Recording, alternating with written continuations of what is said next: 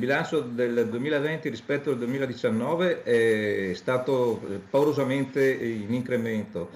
Quello che colpisce ancora di più è che i dati che abbiamo raccolto fino ad oggi rispetto alle telefonate ricevute nel 2021, per questi primi 9 mesi, determinano un aumento dell'89% rispetto ai dati dell'anno precedente.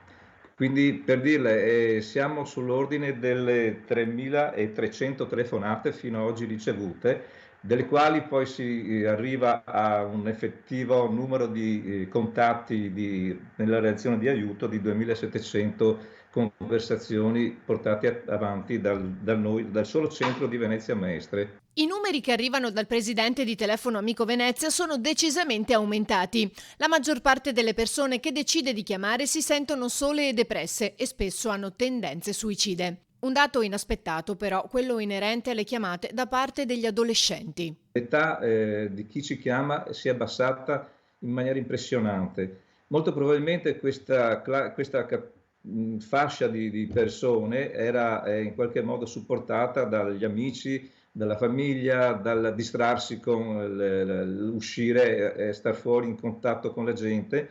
Queste situazioni si sono un po' venute a cadere, sono venute a mancare ed ecco che sono entrate in crisi.